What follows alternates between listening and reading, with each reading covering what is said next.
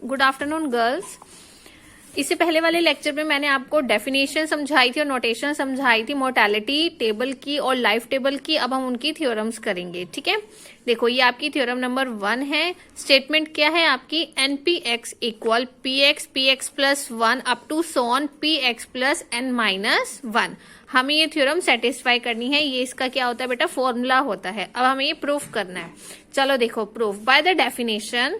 मैंने आपको npx की डेफिनेशन बताई थी, तो मैंने यहाँ पर डायरेक्ट उसका फॉर्मूला अप्लाई किया है, ठीक है ना। इससे पहले वाले लेक्चर में मैंने आपको npx का फॉर्मूला बताया था, वो मैंने यहाँ पर डायरेक्ट लिया है, ठीक है। इसके बाद नेक्स्ट स्टेप में हम क्या कर रहे हैं, lx plus 1 upon lx into lx plus 2 upon lx plus 1 up to so on lx plus n upon lx plus n minus 1। देखो इस स्टेप में बेटा मैंने क्या किया है, lx प्लस 1 और ये lx प्लस 1 ये कैंसिल हो जाएंगे, ठीक है। ये lx प्लस 2 आगे नेक्स्ट जो हमारा स्टेप होगा उसमें lx प्लस 2 वहां पर कैंसिल हो जाएगा, और ये वाला lx प्लस n माइनस 1 हमारा इससे पहले जो कोई हमारा स्टेप आएगा उसके साथ क्या हो जाएगा, कैंसिल हो जाएगा। यानी कि ये सारी वैल्यूज लिखने के बाद भी हमारी इक्वेशन पर कोई भी फर्क नहीं पड़ा। तो यहाँ पर मैंने क्या किया, जस्ट अपनी कंडीशन को सेटिस्फाई करने के लिए मैंने यहाँ पर अपना फॉर्मूला डिराइव किया है, ठीक है ना गर्ल्स। तो ये आपको कट नहीं करना है, ये जस्ट मैं आपको इसलिए बता रही हूँ कि हमने यहाँ पर ये इसलिए लिखा है ताकि मैं ये अपनी कंडीशन को सेटिस्फाई कर सकूं। तो ये लिखने से भी हमारी इस इक्वेशन पे कोई फर्क नहीं पड़ेगा, ठीक है। सो नेक्स्ट हमारा lx प्लस 1 अपॉन lx, ये हमारा किसका फॉर्मूला हो जाएगा, बाय यूजिंग दिस px का। ये किसका फॉर्मूला हो जाएगा, px प्लस 1 का, और ये हमारा किसका फॉर्मूला हो जाएगा, px प्लस n माइनस 1 का। तो ये फॉर्मूला हमारा px का कैसे हुआ, अगर आप इस वाले फॉर्मूले में n की वैल्यू 1 पुट करते हो तो यही कंडीशन आएगी, ठीक है ना। तो इसलिए मैंने इसके प्लेस पर क्या लिखा है, px। तो यही हमारी क्या थी, राइट हैंड साइड। तो मैं लेफ्ट हैंड साइड लेकर चली हूं और मुझे राइट हैंड साइड मिल गया, तो ये हमारा क्या हो गया, प्रूव्ड। इसके बाद आती है हमारी थ्योरम नंबर 2। क्या है हमारी statement, nqx equals to dx plus n minus 1 upon lx। बेटा यहाँ पे हमें ये स्टेटमेंट प्रूफ करनी है, तो मैं लेफ्ट हैंड साइड लेकर चलूंगी और मुझे क्या करना है, राइट हैंड साइड सेटिस्फाई करनी है, ठीक है ना। तो चलो देखो हम कैसे करेंगे। मैं यहाँ पर लेफ्ट हैंड साइड ले रही हूँ, ठीक है ना। लेफ्ट हैंड साइड क्या है मेरी, nqx। क्यू मैंने आपको बताया था ये क्या होता है, हमारी प्रोबेबिलिटी होती है that a person age egg dies in the nth year after attaining that age। तो मैंने यहाँ पर nqx ले लिया, एक प्रोबेबिलिटी उन पर्सन्स की x एजेस में जो डाइज करते हैं हमारे nth year after attaining that age. अब मैं क्या कर रही हूँ, मैं प्रोबेबिलिटी यहाँ पर ले रही हूँ उन पर्सन्स की जो x एज में है और सरवाइव करते हैं till the age x plus n minus 1। यानी कि उन नंबर ऑफ पर्सन्स की जिनकी एज x थी और वो सरवाइव करेंगे up to x plus n minus 1, लेकिन that will be die in the age period of x plus n minus 1 to x plus n। यानी कि जो एज x में थे वो सरवाइव यहाँ तक तो करे हैं, लेकिन वो डाई कर जाएंगे इस पीरियड के अलोंग, ठीक है। तो हम इसको इस तरह से भी लिख सकते हैं कि probability a person age x survive for n minus 1 year into the probability of a person aged x plus n minus 1 die within 1 year। ठीक है, तो मैंने जस्ट इस पूरे को प्रोबेबिलिटी के फॉर्मूले में कन्वर्ट करके लिखा है, और ये हम ऐसे लिख सकते हैं बाय कंपाउंड प्रोबेबिलिटी थ्योरम। ये वाली थ्योरम हम +2 में पढ़ते हैं बेटा। इसमें हमारे पास क्या होता है कि जो भी हम कंडीशन लगाते हैं उस कंडीशन को हम अपनी प्रोबेबिलिटी वाले फॉर्मूले में कन्वर्ट कर लेते हैं, ठीक है। तो देखो यहाँ हमारे पास सर्वाइवल की बात करें और यहाँ हमारे पास डाई की बात कर रहे हैं। तो मैंने यहाँ पर इसका फॉर्मूला क्या लिखा है, सर्वाइवल के लिए हो जाएगा lx plus n minus 1 upon lx into die के लिए क्या हो जाएगा dx plus n minus 1 upon lx plus n minus 1, ठीक है। तो ये हमारा यहाँ पर इसे कैंसिल हो जाएगा, तो ये बच जाएगा, ये आपकी क्या आ गई, राइट हैंड साइड। बेटा यहाँ जो x प्लस n माइनस 1 आप कर रहे हो ना, यहाँ पर हम उसी ईयर की बात कर रहे हैं, इसलिए हमने यहाँ पर फॉर्मूले में x प्लस n माइनस 1 लिया है। चलो उसके बाद आपकी बेटे क्रोलरी है, क्या है वो कि अगर npx हम माइनस करते हैं n प्लस 1 px के साथ तो क्या होगा। मैंने npx का फॉर्मूला लगाया, मैंने n प्लस 1 px का फॉर्मूला लगाया, दोनों का मैं क्या लूंगी, एलसीएम।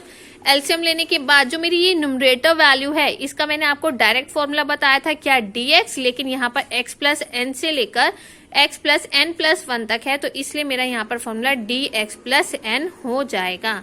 ठीक है, उसके बाद आपको मैंने फॉर्मूला बताया था qx का, जो किसके इक्वल होता है हमारा dx अपॉन एल एक्स के, लेकिन यहाँ पे x प्लस एन है तो यहाँ पर क्या हो जाएगा n प्लस 1 क्यू एक्स। तो ये वाला फॉर्मूला हमारा किसके इक्वल आ गया, n प्लस 1 क्यू एक्स। तो ये हमारी क्या आ गई, राइट हैंड साइड।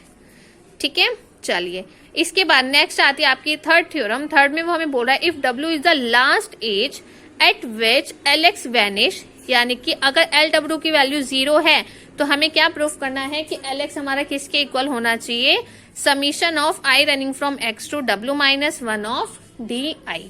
दोबारा देखो बेटा, इस स्टेटमेंट में वो हमें कह रहा है कि W अगर आपकी लास्ट एज है जिसमें LX को हम वैनिश कर रहे हैं, यानी कि LX को हम, यानी कि LW को हम 0 कर रहे हैं, तो हमारे पास LX किसके इक्वल होना चाहिए, summation of DI which is I running from X to W minus 1।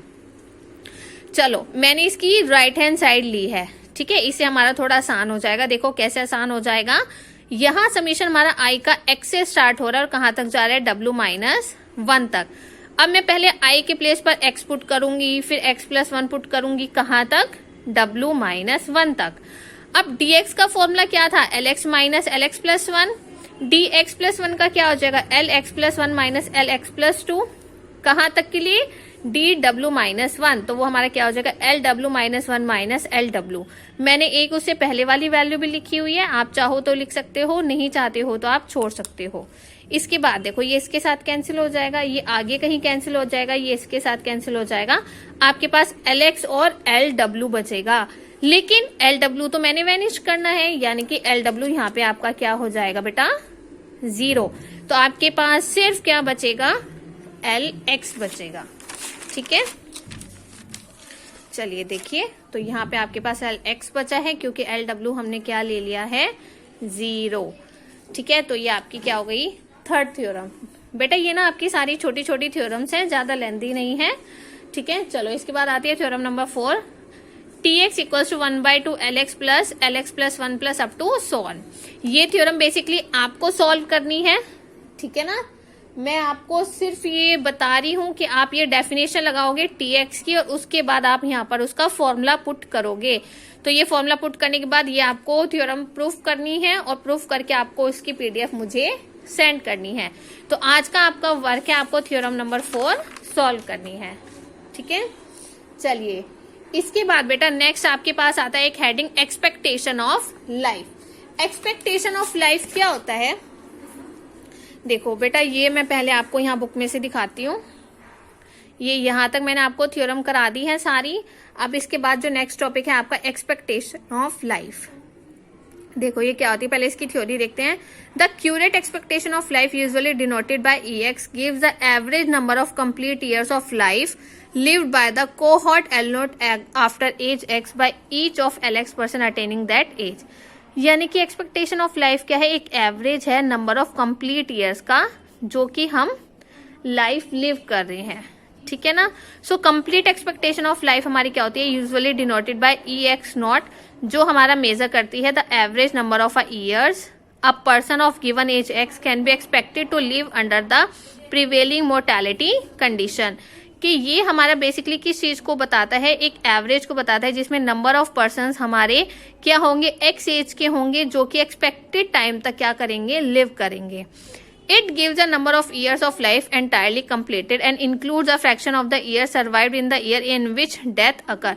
तो इसमें हमारे पास क्या होंगे, नंबर ऑफ ईयर्स लिव के भी होंगे कंप्लीट जो उन्होंने लिविंग के लिए किया है, और उसमें वो हमारे एक फ्रैक्शन ईयर को भी बताएंगे जिसमें वो सर्वाइव करने के बाद उनकी डेथ भी हो जाती है। ठीक है, so which on the average can be taken to be 1/2 year. तो उसमें हम एवरेज के लिए कौन सा ईयर ले रहे हैं, 1/2 ईयर ले रहे हैं। So thus we have EX not equals to EX plus 1/2। इसलिए हमारे पास जो कंप्लीट एक्सपेक्टेशन ऑफ लाइफ का जो ये सिंबल है वो हमारा किसके इक्वल होगा, EX प्लस 1/2 के। So the total number of years lived by LX person of age X is given by, इससे जो टोटल नंबर ऑफ ईयर्स होंगे हमारे X एज के, उसका फॉर्मूला हमारा क्या हो जाएगा, TX equal integration of 0 to infinity LX plus t dt। ठीक है, so the complete expectation of life of a person attaining age x is obtained from the following relation. यानी कि जो कंप्लीट एक्सपेक्टेशन होगी उसके लिए हमारा फॉर्मूला क्या हो जाएगा, TX अपॉन LX, जिसमें अगर मैं x की वैल्यू 0 पुट करती हूँ, यानी कि अगर मैं 0 एज के लिए यहाँ पर एक्सपेक्टेशन ऑफ लाइफ निकालती हूँ तो उसके लिए क्या हो जाएगा, that is the average age at death और the average longevity of a person belonging to a given community. कि अगर हम किसी भी 0 ईयर के लिए देख रहे हैं तो हमारे पास बेसिकली क्या आ जाएगा, एक एवरेज आ जाएगा एज एट डेथ, कि उनकी डेथ के अकॉर्डिंगली हमारे पास कितनी एवरेज आती है। ठीक है, तो उसके लिए हम यहाँ पर बेसिकली ये वाला फॉर्मूला अप्लाई करेंगे। तो ये आपका टॉपिक था एक्सपेक्टेशन ऑफ लाइफ। मैंने आपको थ्योरम्स कराई हैं, 4 थ्योरम्स हैं और आपकी एक डेफिनेशन है एक्सपेक्टेशन ऑफ लाइफ। इसके बाद आपकी एक थ्योरम आती है, थ्योरम नंबर 5, वो मैं आपको नेक्स्ट लेक्चर में कराऊंगी, ये काफी लेंथी है तो ये हम नेक्स्ट लेक्चर में करेंगे। आज आपको अपना क्या काम करना है, ये चारों थ्योरम्स करनी है, सॉल्व करनी है, प्रॉपर नोट्स बनाने हैं और जो आपकी थ्योरम नंबर 4 है उसको सॉल्व करके आपको उसकी PDF ग्रुप में सेंड करनी है। ठीक है गर्ल्स, ओके, थैंक यू।